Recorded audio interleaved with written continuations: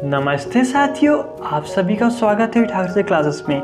जैसे कि साथियों आप सभी को पता है कि इस चैनल में मैं डेली आपके लिए 15 से 20 मिनट का एक वीडियो डालता हूँ जो किसी भी इलेक्ट्रिकल बंदे के लिए दोस्तों, किसी भी इलेक्ट्रिकल एग्जाम जो अपनी ITI से रिलेटेड जो भी ITI की बेस पे दोस्तों जो भी एग्जाम अपनी आती है उसके लिए बहुत ही इंपॉर्टेंट होता है। तो चलिए दोस्तों आज का सेशन स्टार्ट करते हैं। जैसे कि आप सबको पता है कि ये सब रिपीटेड क्वेश्चन जो प्रीवियस एग्जाम में आ चुके हैं। तो दोस्तों देख पा रहे हो कि आप डेस्कटॉप पर पहला क्वेश्चन क्या बोल रहा है अपना, जब कैपेसिटिव रिएक्टेंस का मान इंडक्टिव रिएक्टेंस से अधिक हो तो पावर फैक्टर क्या होगा।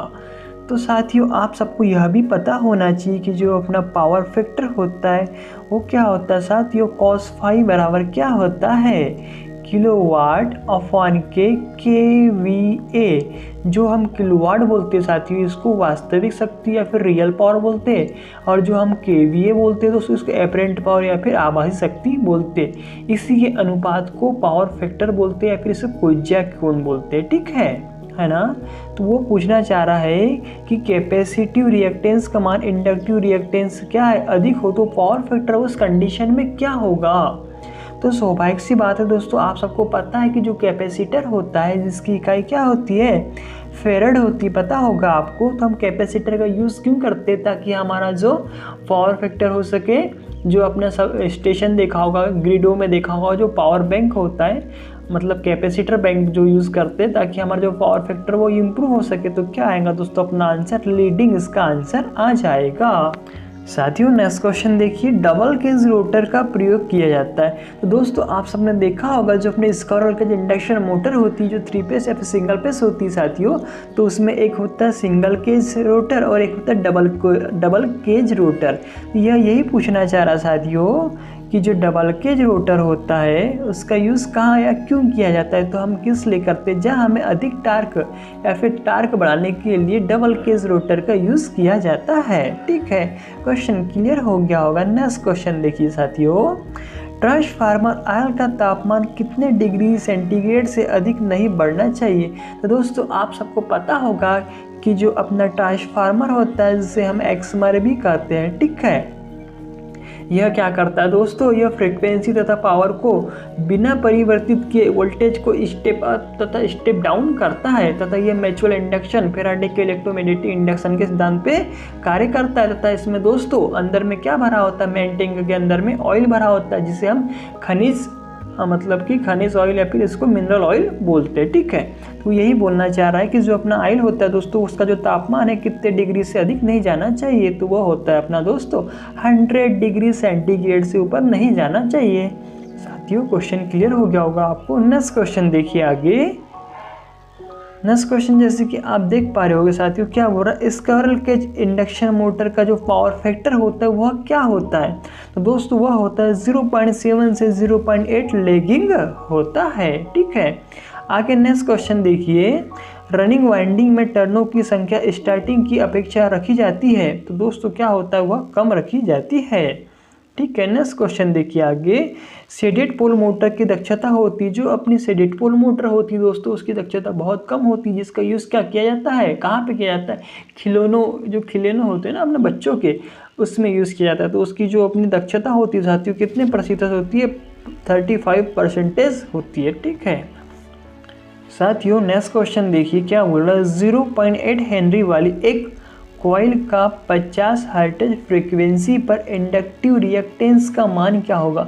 साथियों बहुत अच्छा क्वेश्चन है, आपको निकालना है। जैसे कि आपको पता है एक्सल इंडक्टिव रिएक्टेंस होता है इक्वल टू कितना हो जाएगा साथियों, 2πfL होता है, ठीक है।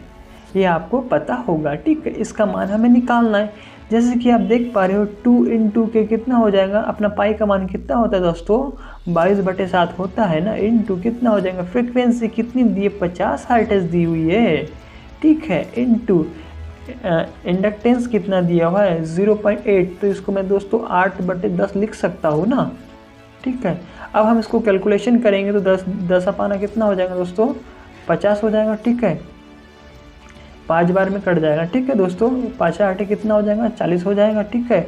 और 40 दूनी कितना हो जाएगा 80 हो जाएगा। मतलब कि अपना देखिए क्या आ जाएगा 80 गुणित के कितना बचा था अपने पास में 22/7 बचा था, ठीक है। जब आप इसका पूरा कैलकुलेशन कर लेंगे साथियों तो जो आपका आंसर आएगा कितना आ जाएगा साथियों, आपका आंसर आ जाएगा 251.4 हेनरी आता है। बाकी इन्होंने अप्रॉक्स यहाँ पे दिया 251.2 हेनरी दिया होता है। ठीक है, इसका आंसर ये आ जाएगा, आप करके देखिए। ठीक है, नेक्स्ट क्वेश्चन देखेंगे आगे। सेल प्रकार के ट्रांसफार्मर में पहले कौन सी वाइंडिंग स्थापित की जाती? जो अपना सेल प्रकार का ट्रांसफार्मर होता है, आपने देखा होगा ट्रांसफार्मर जो होते हैं साथियों, कोर प्रकार का होता है, सेल प्रकार का होता है, बेरी प्रकार का होता है। तो वह पूछना चाह रहा है कि जो सेल प्रकार का ट्रांसफार्मर है उसमें पहले कौन सी वाइंडिंग स्थापित की जाती है? तो वह होती साथियों प्राइमरी वाइंडिंग को स्थापित की जाती है। ठीक है, नेक्स्ट क्वेश्चन देखेंगे आगे। श्रेणी में जुड़े 4 लैंपों में से एक लैंप की धारा का मान 4 एम्पियर हो तो कुल धारा क्या होगी? दोस्तों बहुत अच्छा क्वेश्चन है, कई बार एग्जाम में आया हुआ क्वेश्चन है। देखिए आपको पहला क्वेश्चन क्या बोला साथियों, श्रेणी में जुड़े हैं। तो आप सबको गांठ बांध लेना चाहिए कि जब भी श्रेणी की कंडीशन आती तो उस समय जो IT होता है साथियों क्या होता है, I1, मतलब I1 या फिर जितने भी अपने रेजिस्टेंस अपना लगे हुए हैं ना उन सबके मानों के बराबर होता है। क्योंकि आप सबको पता होगा कि श्रेणी परिपथ में विद्युत धारा प्रवाह करने के लिए एक ही मार्ग होता है, इसीलिए इसमें क्या होता है दोस्तों, IT मतलब कि टोटल I जो होती है सभी उसमें जितनी भी जो I है ना उसके मान के बराबर होता है। मतलब I किसी में भी डिफरेंट नहीं होगी, सब में जो परिपथ है पूरे परिपथ में जो विद्युत धारा होगी वह सेम होगी। तो दोस्तों इन्होंने क्वेश्चन क्या था अपना, जैसे कि आप देख पा रहे हैं क्वेश्चन था अपना श्रेणी में जुड़े 4 लैंपों में एक लैंप की धारा का मान 4 एम्पियर है। तो अपना जो टोटल धारा कितनी हो जाएगी, 4 ही इसका आंसर आ जाएगा। क्वेश्चन आप समझ गए होंगे। नेक्स्ट क्वेश्चन देखिए आगे साथियों। नेक्स्ट क्वेश्चन देखिए, एक DC सीरीज जनरेटर में आर्मेचर करंट का मान 10 एम्पियर हो वह सीरीज फील्ड का प्रतिरोध 0.2 ओम हो तो सीरीज फील्ड में होने वाली वोल्टेज ड्रॉप का मान ज्ञात कीजिए।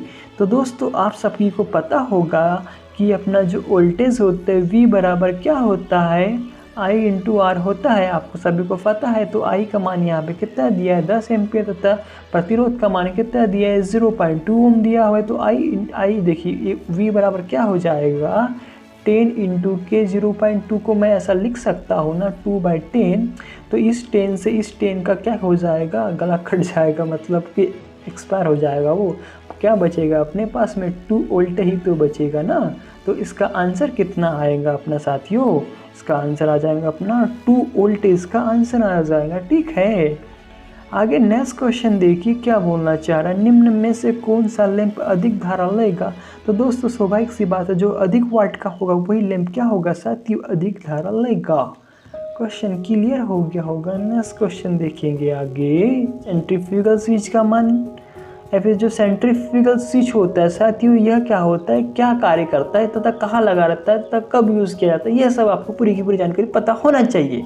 तो जो सेंट्रीफ्यूगल स्विच होता है दोस्तों यह स्टार्टिंग वाइंडिंग को अलग कर देता है। कब अलग कर देता है साथियों, जब मोटर अपनी 75 से 80% रनिंग कंडीशन में या फिर रनिंग अवस्था को प्राप्त कर लेती है, तब क्या करता है जो अपना सेंट्रीफ्यूगल स्विच होता है वह सीरीज, मतलब जो अपनी स्टार्टिंग वाइंडिंग होती है ना, ये स्टार्टिंग वाइंडिंग के सीरीज में जुड़ा हुआ होता है। ठीक है, तो स्टार्टिंग वाइंडिंग को रनिंग वाइंडिंग से यह पृथक कर देता है। तो दोस्तों आपको क्वेश्चन क्लियर हो गया होगा। ठीक है, नेक्स्ट क्वेश्चन देखिए आगे क्या बोलना चाह रहा है। जल टरबाइन अल्टरनेटर की गति रखी जाती है। तो दोस्तों आप सबको पता होता है कि अपना हाइड्रो टरबाइन जिसको जल टरबाइन बोलते हैं उनकी जो स्पीड होती है वो क्या होती है, कम होती है। किसकी अपेक्षा में, जो अपना थर्मल होता है ना, स्टीम जो होता है उसकी अपेक्षा इसकी कम होती है। ठीक है, नेक्स्ट क्वेश्चन देखिए आगे साथियों, बहुत ही अच्छा क्वेश्चन है। 630 वोल्ट शिखर मान का प्रभावी मान ज्ञात करो।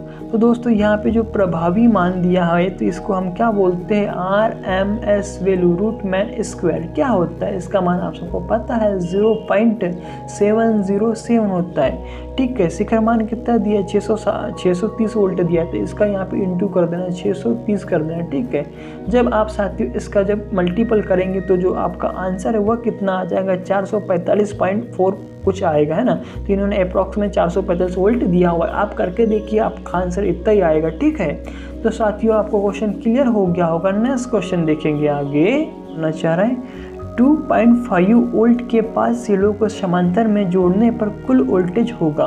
मतलब कि दोस्तों आपको क्या बोलना चाह रहा है कि जो मतलब कोई परिपथ है वह क्या साथियों समांतर परिपथ मतलब कि समांतर में जुड़ा हुआ है, ठीक है, प्लस माइनस, ठीक है। तो उसमें क्या हुआ है 2.5 वोल्ट का सप्लाई दिया हुआ है, तो वो पूछना चाह रहा है कि कुल वोल्टेज कितनी होगी। तो दोस्तों आप सभी को पता है कि जब समांतर होता है तो VT बराबर क्या होता है V1 V2, मतलब कि जितने भी अपने वोल्टेज यहाँ पे लगे हुए हैं मतलब जो टर्मिनल वोल्टेज है दोस्तों वह सब क्या होगा मतलब सभी परिपथों में पूरे के पूरे परिपथ में क्या होता है समान होगा। तो इसीलिए इसका आंसर कितना आ जाएगा 2.5 वोल्ट आ जाएगा, ठीक है। क्योंकि आप सबको पता है कि जो समांतर क्रम होता है साथियों उसमें वोल्टेज समान होता है, इसीलिए जितने हमारे घरों की इंडस्ट्रियल भवनों की जो वायरिंग होती है वो हमेशा समांतर क्रम में की जाती है, ताकि अपने जितने भी अप्लायंसेस है उसको 230 वोल्ट या फिर 3 फेज सप्लाई है तो 440 वोल्ट जो भी अपना है उसके हिसाब से उसको मिल जाए, है ना, ठीक है। नेक्स्ट क्वेश्चन देखेंगे आगे क्या बोलना चाह रहा है। तो शक्ति गुणक निम्न में से किसका अनुपात होता है। तो दोस्तों मैंने अभी थोड़ी देर पहले ही आपको बताया था जो पावर फैक्टर होता है PF, शक्ति गुणांक क्या होता है साथियों किलोवाट मतलब कि वास्तविक शक्ति जिसको बोलते हैं रियल पावर अपॉन क्या होता है KVA मतलब कि एपरेंट पावर जिसको बोलते हैं साथियों आभासी शक्ति के अनुपात को ही पावर फैक्टर बोलते हैं, जिसको क्या बोलते हैं cos फाई, है ना, ठीक है। तो आपका आंसर क्या आएगा, जैसे कि आपको देख पा रहे होंगे KVA अपान के किलोवाट अपान के KVA, इसका आंसर आ जाएगा। साथियों नेक्स्ट क्वेश्चन देखिए, निम्न में से किस धातु के प्रतिरोधक बनाए जाते हैं, मतलब जो अपने प्रतिरोधक होते हैं। तो दोस्तों आप सबको यह भी पता होना चाहिए कि जो रेजिस्टेंस होता है मतलब कि प्रतिरोध, ठीक है, और एक होता है प्रतिरोधक। प्रतिरोधक और प्रतिरोध में क्या अंतर होता है यह आपको पता होना चाहिए। रजिस्टर एंड अपना रेजिस्टेंस में डिफरेंट भी पता होना चाहिए आपको। तो रजिस्टर मतलब कि प्रतिरोधक, ठीक है, और रेजिस्टेंस मतलब होता है प्रतिरोध। तो दोस्तों इन दोनों में यही एक डिफरेंट है कि रेजिस्टेंस का काम क्या होता है, किसी भी अपना जो परिपथ होता है चालक परिपथ है ना, तो उसमें क्या होता है धारा के मतलब उसमें जो विद्युत धारा प्रवाहित हो रही है उसके मार्ग में अवरोध उत्पन्न करना। और जो अपना रजिस्टर होता है, रजिस्टर मतलब प्रतिरोध, उसका काम क्या होता है किसी परिपथ में धारा के मार्ग में निश्चित मान का अवरोध उत्पन्न करने के लिए उससे मतलब बना दिया जाता है। मतलब कि जो अपना रेजिस्टेंस होता है ना, ऐसा आपने देखा होगा, प्रतिरोध होता है ना, मतलब कि किसी परिपथ जो भी परिपथ है उसमें धारा के मार्ग में निश्चित मान का अवरोध उत्पन्न करने के लिए जो लगाया जाता है उसे प्रतिरोधक कहते हैं। तो आपको ये क्वेश्चन तो क्लियर होगा ही होगा, इसका मैं आंसर आपको बता देता हूँ। क्वेश्चन था अपना निम्न में से किस धातु के प्रतिरोधक बनाए जाते हैं, तो यह यूरेका के बनाए जाते हैं दोस्तों, ठीक है। क्वेश्चन भी क्लियर हो गया होगा। नेक्स्ट क्वेश्चन देखिए आगे क्या बोलना चाह रहा है, विशिष्ट प्रतिरोध का मात्रक होता है। तो दोस्तों क्या होता है ओम मीटर होता है। तो विशिष्ट प्रतिरोध को हम रो से दर्शाते हैं, तो रो बराबर क्या होता है साथियों RA/L होता है, ठीक है, यल होता है, आपको इतना पता होना चाहिए। इसकी इकाई क्या होती है ओम मीटर होती है। तो वो कैसे होती है वो कैसे निकलती, चलिए मैं आपको वो भी बता देता हूँ। देखिए यहाँ पे ये R है ये A है, R मतलब रेजिस्टेंस का ओम होती है, एरिया मतलब मीटर स्क्वायर होता है, ठीक है, अपॉन क्या हो जाएगा लेंथ की जो होती है मीटर में होती है, ठीक है। तो ये मीटर से ये जो स्क्वायर है ये वाला कट जाएगा, क्या बचा यहाँ पे ओम मीटर ही तो बचा ना, तो आंसर क्या आएगा ओम मीटर ही आएगा ना, ठीक है। क्वेश्चन आपको क्लियर हो गया होगा, जैसे कि इसका आंसर आप देख पा रहे होंगे ओम मीटर आ गया। नेक्स्ट क्वेश्चन देखिए आगे, निम्न में से किस सेल में स्थानीय क्रिया दोष नहीं होता। तो वह कौन सा सेल है दोस्तों, वह लेड एसिड सेल है, जो क्या होता है एक सेकेंडरी सेल होता है जिसे हम पुनः दोबारा मतलब कि चार्ज कर सकते हैं, रिवर्सिबल प्रोसेस होती है इसमें, ठीक है। तथा दोस्तों इसकी जो अपना प्लस होता है मतलब कि एनोड जो होता है इसमें काय का बनता है दोस्तों PbO2 मतलब कि क्या होता है लेड परऑक्साइड, तथा जो नेगेटिव मतलब कि कैथोड होता है वो काय का बनता है दोस्तों Pb मतलब होता है स्पंजी लेड का बनता है, ठीक है। मतलब इसके जो टर्मिनल्स उसके बारे में बात कर रहा हूँ, है ना, ये आपको समझ में आ गया होता था। इसमें क्या भरा हुआ होता है साथियों, जो अंदर भरा होता है H2SO4 का इलेक्ट्रोलाइट सॉल्यूशन घोल भरा होता है। दोस्तों इससे रिलेटेड जो भी क्वेश्चन बनते हैं आपको ये सब एग्जाम की दृष्टि से पता होना चाहिए, ठीक है। तो इसमें कौन सा दोष नहीं होता, स्थानीय क्रिया दोष नहीं होता है, ठीक है। आगे देखिएगा नेक्स्ट क्वेश्चन क्या बोल रहा है, एक कैपेसिटर का कैपेसिटिव रिएक्टेंस होता है। तो आप सबको पता होना चाहिए कैपेसिटिव रिएक्टेंस एक्चुअल में उसका फार्मूला क्या होता है। तो जैसे कि फार्मूला कैपेसिटिव रिएक्टेंस क्या होता है दोस्तों, XC बराबर क्या हो जाएगा 1/2 पाई FC होता है ना, आपको पता होगा। तो ये क्वेश्चन क्या बोल रहा है, कैपेसिटर का कैपेसिटिव रिएक्टेंस जो होता है, जो अपनी जो होती है साथियों फ्रीक्वेंसी के क्या होता है विथ क्रमानुपाती होता है, मतलब कि XL बराबर 1/F होगा। तो यह फ्रीक्वेंसी जब बढ़ेगी तो यह क्या हो जाएगा, घट जाएगा। मतलब कि यह देखिए इसका आंसर क्या आ रहा है अपना, फ्रीक्वेंसी के विलोमानुपाती होगा या फिर इसको व्युत्क्रमानुपाती बोलते हैं। आंसर आपको समझ आ गया होगा क्योंकि आपके लिए मैंने यहाँ पे जो फॉर्मूला था वो भी लिख दिया था।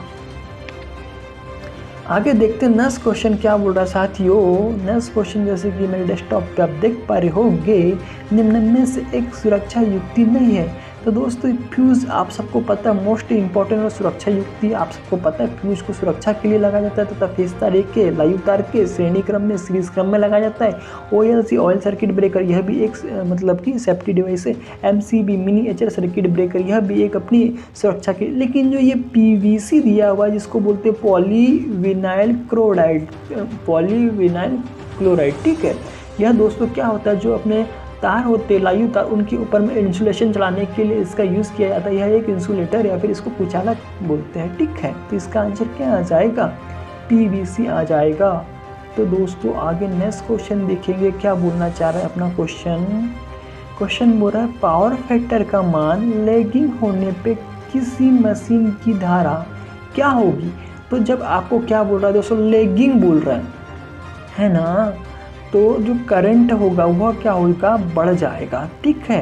क्वेश्चन होगा क्लियर। नेक्स्ट क्वेश्चन देखेंगे आगे क्या बोलना चाह रहा है। तो 20 लैंपों की समांतर संयोजित एक लड़ी में लैंप संख्या 4 यदि फ्यूज हो जाए तो क्या होगा, जो परिपथ है उसके साथ में क्या घटित घटना होगी, इसे आप कृपया समझा के बताइए। यह बोलना चाह रहा है सपोज दैट दोस्तों क्या बोलना चाह रहा है, इसमें क्या लगे हुई है, एक मिनट, क्वेश्चन था अपना 20 लैंप, ठीक है।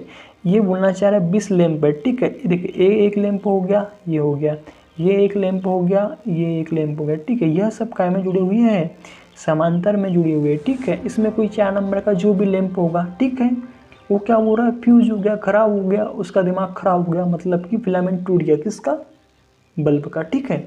तो वह बोलना चाह रहा है कि उस कंडीशन में क्या होगा। तो दोस्तों यह सब आप सबको पता है कि पहले इन्होंने बोल दिया कि ये जो अपना संयोजन है ये किसमें है, समांतर क्रम में है। तो इस समांतर क्रम में सबको प्रॉपर और बराबर वोल्टेज मिलता है जितना भी टर्मिनल वोल्टेज होगा।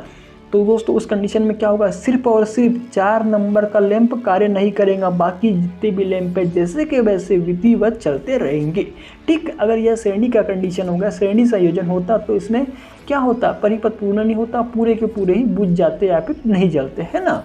क्वेश्चन क्लियर हो गया होगा। नेक्स्ट क्वेश्चन देखेंगे आगे साथियों। नेक्स्ट क्वेश्चन क्या बोल रहा है, LT की ट्रांसफार्मर प्राय किस क्षमता के होते। दोस्तों जो अपना LT ट्रांसफार्मर होता है आप सब ने देखा होगा ही, जो अपने ट्रांसफार्मर होते हैं 3 फेज 25 kV होता है, 63 kV होता है, 100 kV होता है, 200 kV होता है, 315 kV होता है।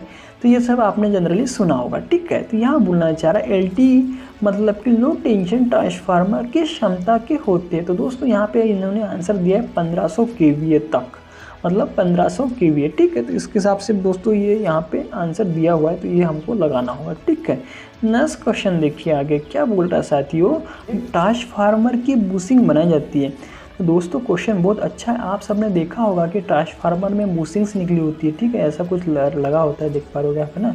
तो बुशिंग मतलब आप देखा होगा जो चीनी मिट्टी की बनी होती है, ठीक है, चीनी मिट्टी मतलब सिरेमिक, ठीक है, चीनी मिट्टी की बनी हुई होती है ये बुशिंग, ठीक है। तो दोस्तों यहाँ जो ऑप्शन दिया है ये बेकलेट ये तो गलत है। क्यों गलत है, क्योंकि दोस्तों जो बुशिंग होती है ना ये चीनी मिट्टी की बनी होती है, तो उसमें अंदर में रॉड रहती है जो अपना मतलब पीतल और अपना कॉपर की बनी हुई रहती है, ठीक है। तो बुशिंग तो दोस्तों आपको बता दिया मैंने, इसमें इनमें से कोई नहीं आ जाएगा, ठीक है। सिल्वर, जर्मन सिल्वर भी नहीं आएगा, कांच भी नहीं आएगा, बेकलेट भी नहीं आएगा, ठीक है। तो इसका आंसर आ जाएगा दोस्तों चीनी मिट्टी, ठीक है। तो क्वेश्चन आपको क्लियर हो गया होगा। नेक्स्ट क्वेश्चन देखिए, पोनी मोटर में पोलों की संख्या सिंक्रोनस मोटर की अपेक्षा रखी जाती है। तो दोस्तों यह आप सबको पता होगा कि जो पोनी मोटर होती है उसका जो उपयोग है दोस्तों सिंक्रोनस मोटर को स्टार्ट करने के लिए किया जाता है, ठीक है। मतलब मेथड ये है सिंक्रोनस मोटर को स्टार्ट करने में, पोनी मोटर को अभी पोनी मोटर का भी यूज़ किया जाता है। तो वो यही पूछना चाह रहा है कि पोनी मोटर में पोलों की संख्या सिंक्रोनस मोटर की अपेक्षा क्या होता है, 2 पोल कम रखे जाते हैं। ठीक है, तो क्वेश्चन क्लियर हो गया होगा आपको। नेक्स्ट क्वेश्चन है, फ्लेमिंग में बाएं हाथ के नियम के अनुसार प्रथम उंगली प्रदर्शित करती है। तो दोस्तों यह प्लस की दिशा को प्रदर्शित करती है। तो साथियों आज के जो अपने 25 MCQ थे, जिसके साथ में दोस्तों जो क्वेश्चन बन रहा था मैंने वो भी आपको क्लियर करवा दिया। तो साथियों इस चैनल को जरूर सब्सक्राइब करें, इसी टाइप की डेली की वीडियो आपको देखने को मिलेंगे। और जो अपना आगामी DRDO की एग्जाम है दोस्तों, आप इससे अपना अंदाज़ा लगा सकते हैं कि आपकी जो तैयारी है किस टाइप से चल रही है। तो दोस्तों को भी शेयर करें, और अपने जो भी दोस्तों अपने ITI वाले ग्रुप होगा तो उसमें भी आप इसको डाल सकते हैं। तो दोस्तों आपका बहुत बहुत धन्यवाद।